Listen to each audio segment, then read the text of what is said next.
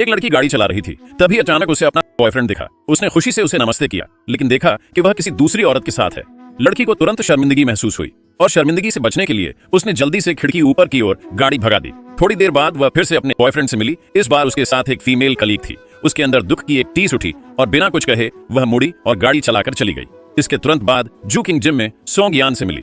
Song यान की treadmill speed देखकर उसका कंपटीशन वाला जोश जाग गया। उसने तुरंत स्पीड बढ़ा दी। यह देखकर सोंग यान ने भी एक्सेलरेशन बटन दबा दिया। हार न मानने वाली जूकिंग लगातार बटन दबाती रही। कुछ ही देर में वह थक गई, उसकी सांस फूलने लगी और वह पसीने से लथपथ हो गई। सोंग यान को उस पर तरस आया। उसने पूछा कि क्या खाने के बाद इतनी जोरदार एक्सरसाइज करना ठीक नहीं है, और उसे धीरे चलने का सुझाव दिया। लेकिन उस पल की गर्मी में ट्रेडमिल पर मौजूद शूकिंग ने कहा कि यह उसके मूड पर निर्भर करता है। सोंग यान जानती थी कि वह रूठी हुई है और अपनी सेहत को लेकर परेशान है, इसलिए वह आई और मशीन बंद कर दी। शूकिंग अब रुक गई और सोंग यान की तरफ मुड़ी।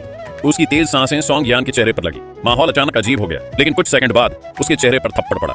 शूकिंग के पैर में अचानक ऐंठन हो गई। सोंग यान जल्दी से उसे सहारा देने गया, उसे ट्रेडमिल पर बैठने में मदद की और फिर दोनों हाथों से उसका पैर उठाया। उसके पैर के तलवे को दबाते हुए सोंग यान ने धीरे से उसकी पिंडली की मालिश की। तेज दर्द से जूकिंग चिल्लाया, जिससे उसके टीम के साथियों का ध्यान उसकी ओर गया। सब एक पल के लिए हैरान रह गए। टीम के सदस्यों ने देखा, वे सब चुपचाप चले गए, लेकिन चुपके से दूर से गपशप करते रहे।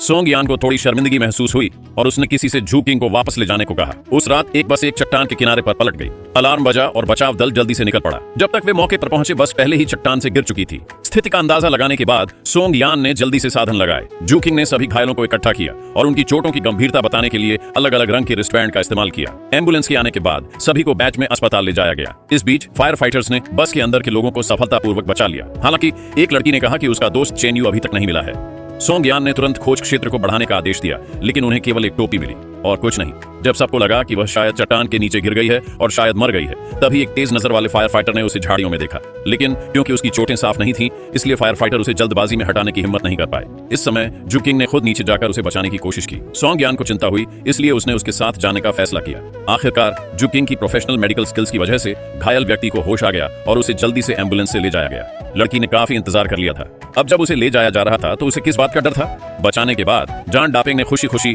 सोंग यान को एक तरफ खींच लिया और ग्रुप फोटो के लिए कहा। जूकिंग ने सबके लिए कई तस्वीरें ली।